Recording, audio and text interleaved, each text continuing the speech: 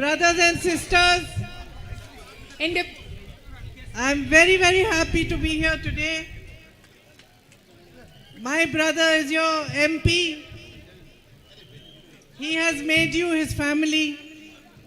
And I feel like I'm also here amidst my family members. Ellavarakkum ente namaskaram. You are the pride of India. You celebrate Vishu, Onam, Eid, Christmas, Easter. All the religious groups live in harmony. You are an example for the whole nation to see. You are the children of Narayan Guruji, who taught us all the way of truth, who brought the idea of equality amongst you. The idea that no matter how poor you are, how rich you are, no matter whether you are a farmer somewhere in a village, whether you are the Prime Minister of India, as human beings you are all equal. And this is the same idea that Mahatma Gandhi ji expressed. It is the same idea with which he inspired the revolution against the British and made India free. It is the same idea seeded in the Constitution of India. That is why today, no matter where in the country you are, no matter what you do, no matter which religion, which caste you belong to, you have a vote which is your greatest power. This vote makes the future. It makes your country strong.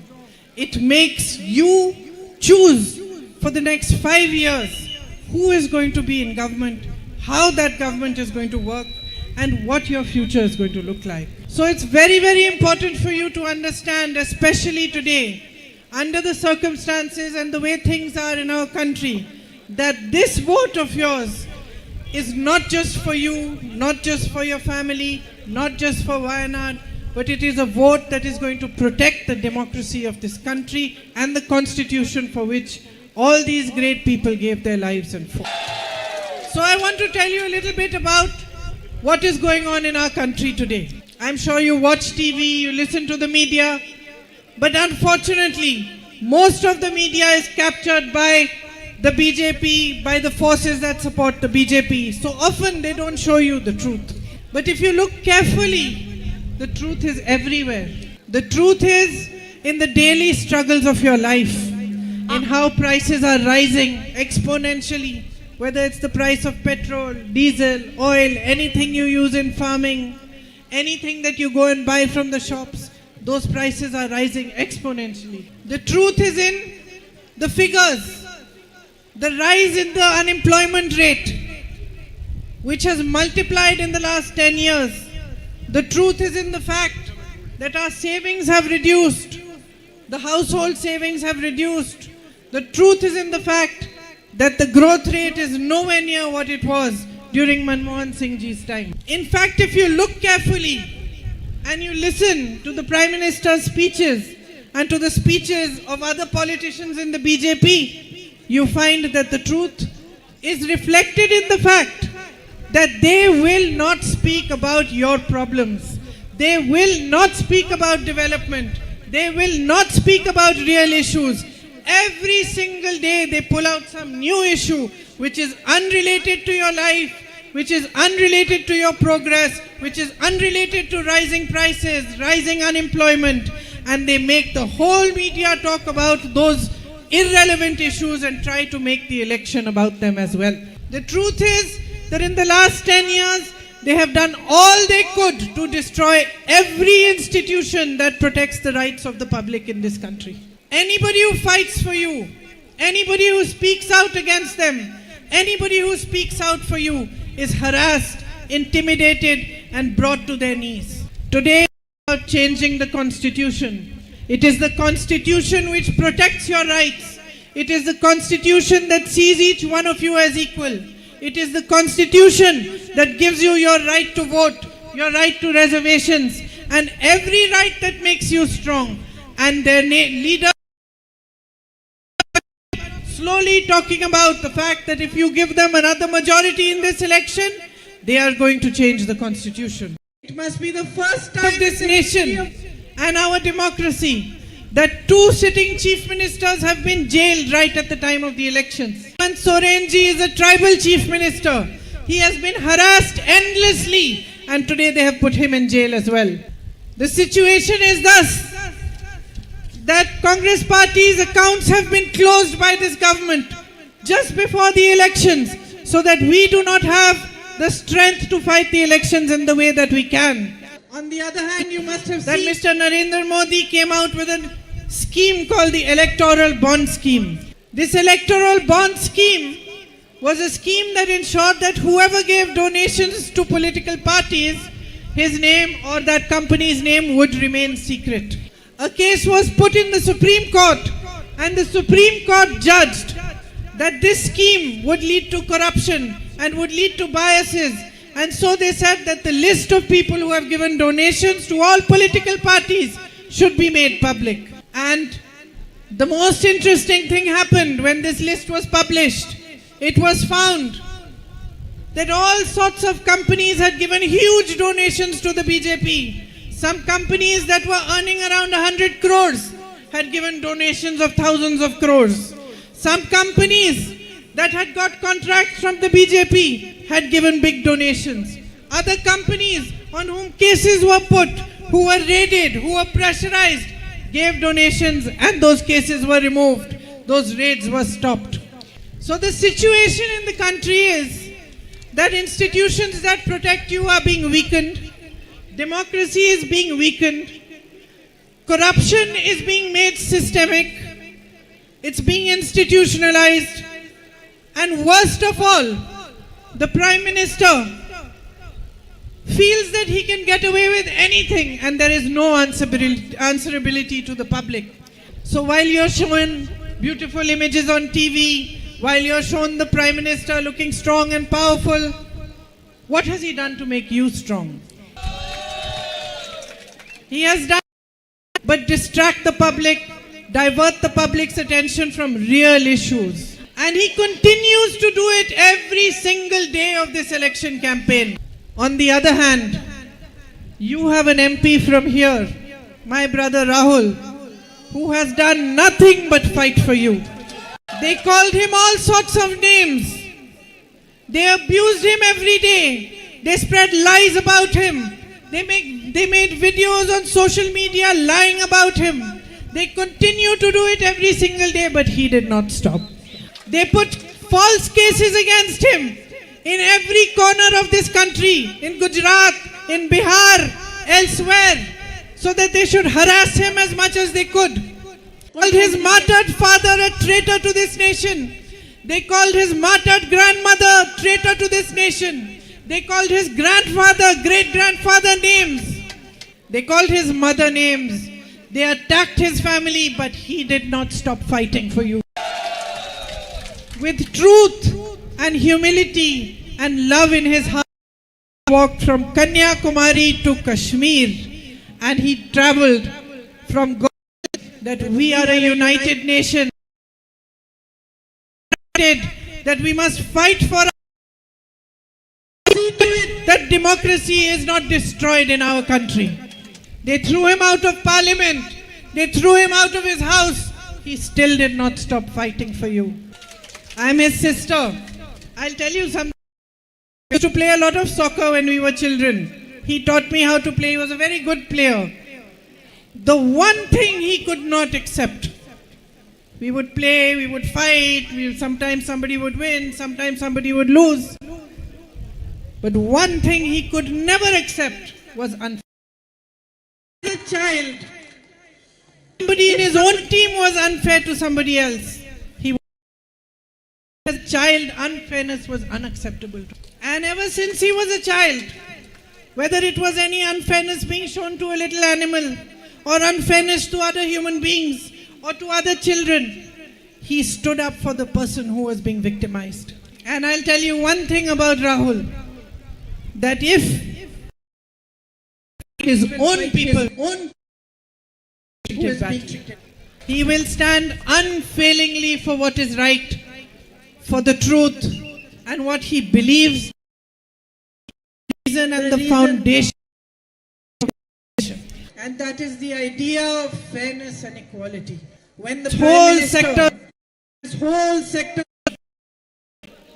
hands the ports, the airport, everything to his rich businessmen friends, and that also only 2 or 3 of them. That is not fairness. That is your wealth which he is giving to those people. When you struggle day and night to make ends meet, to feed your children, to educate them, to find them jobs, and you have no support from your government, and all the support is reserved only for a few people who are the Prime Minister's friends, that is unfairness. When elected governments are brought down by bribing MLAs, by giving them hundreds of crores, when the public has elected them, that is unfairness.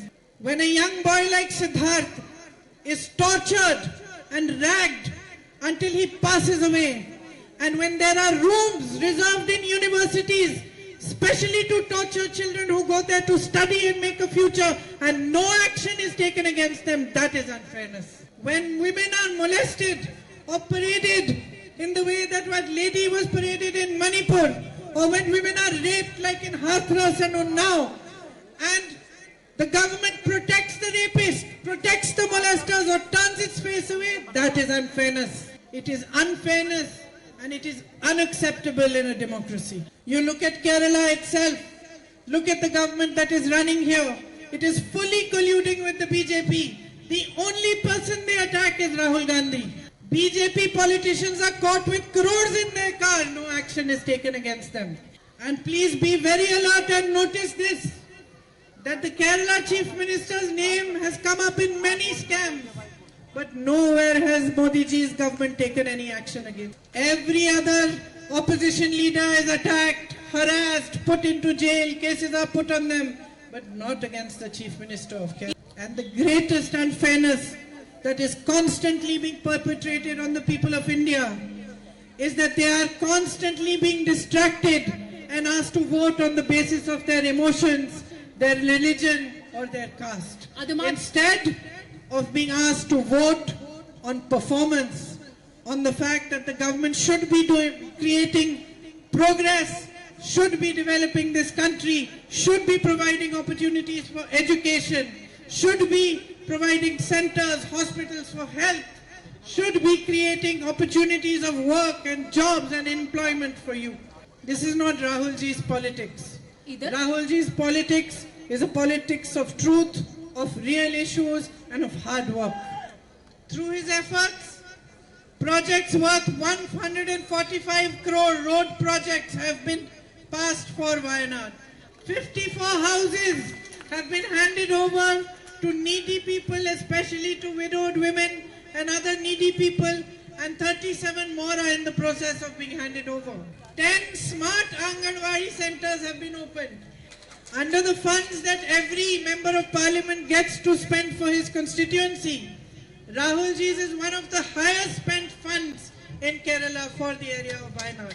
131 projects have been started with these funds. Projects for drinking water, for tribal colonies, dialysis machines, ambulances, school buses, and libraries. When the night traffic ban became an issue, Rahul ji came here and stood with you and fought for you. And the same thing happened when the demarcation of the buffer zone was taking place. He forced the government to safeguard your livelihood. He raised the Nanjangud-Nilambar railway line issue in Parliament. He raised it with both the Chief Minister of Kerala and the Chief Minister of Karnataka. He constantly works for your betterment. He treats you like family. He feels happy when he comes here and he moves among you. He tries hard to understand what your problems are and in which ways they can be resolved. It is under his leadership that many guarantees have been brought in the Congress manifesto this time, which will benefit the public. Minimum support price for crops will become a law in this country. There will be no question of not getting it. And rubber will be given agricultural status. Today there are 30 lakh jobs, vacancies in the central government. They have not been filled. Today 1 in 3 unemployed youth there are in Kerala, the highest in the country. You are most educated and yet you have the highest rate of unemployment. The Congress party guarantees that it will fill all these vacancies, provide these 30 lakh jobs to young people. In addition, it will come out with an apprenticeship program. So if you are young and you have finished your studies, you will get an apprenticeship that will pay you at least 1 lakh rupees per annum until you find a proper job. Just like 100 days of work was guaranteed in the villages through the Manrega program, there will be an urban guarantee where in the urban areas also jobs will be guaranteed to that extent. 100 days of work will be guaranteed to everyone as a right. Wherever there is a larger tribal population, all those areas will be declared as tribal areas. Forest land claims will be cleared within 1 year and there will be a special sub-plan for SCs and STs and a special budget. In every poor family, the eldest woman will get 1 lakh rupees per year so that she can have some savings. And a health insurance for each and every citizen up to 25 lakh rupees, where you will be able to get health services for free with that insurance, will be put into place for the whole country. There will be waivers on education loans and a 5,000 crore rupees startup fund will be created for all young people who want to start small industries of their own, small little companies of their own, or do a business of their own. They will get money from this fund. These and many others which are in the Congress manifesto are real solutions for your very real issues. So in this election, here in Wayanad especially, I ask you to awaken towards your responsibility. You have a great responsibility towards this nation. When you elect Rahul Gandhi as your MP, you stand for everything that is truthful, everything that is honest, everything that is right in our politics. When you vote for Rahul Gandhi, you stand against the unjustness of handing over all the wealth of this nation to 2 or 3 people, and you stand for the idea that the wealth of the nation belongs to the public and it should be put back in the hands of the public. When you vote for Rahul Gandhi, you stand for justice, you stand for democracy, you stand for the strengthening of our institutions, and you stand first and foremost for yourselves. So I urge you to support him, to stand shoulder to shoulder with him in this great fight for the democracy of our nation. I urge you to walk with him on this difficult and arduous path he has chosen, on the path of truth.